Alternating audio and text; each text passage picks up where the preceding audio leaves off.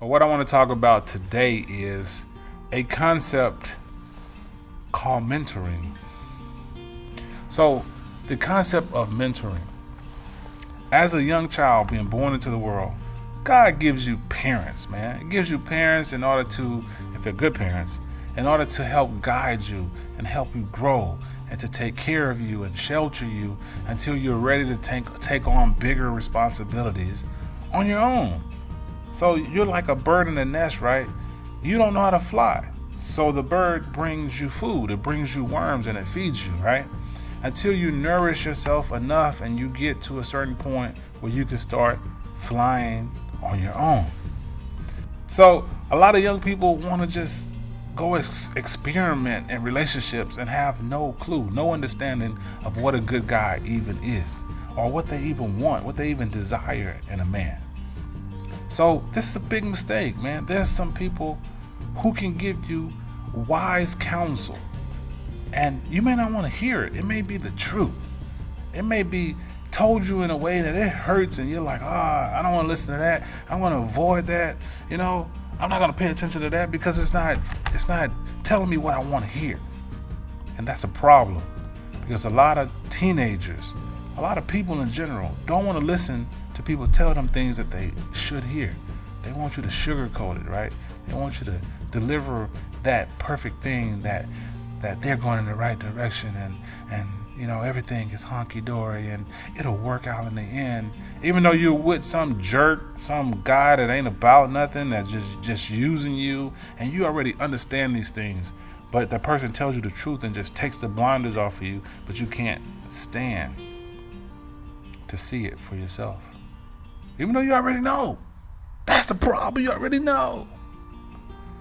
But you don't want to admit it. And this person is just helping you to see the light. And so in relationships, who are your mentors? Whose relationship are you looking at as a model of the type of relationship that you want? Are you talking with that person that has that relationship that you desire? Are you asking them the questions? How did they do it? How did they meet? What were the things they had to sacrifice? What are some troubled waters that they went through? How did they manage to maintain that relationship thus far?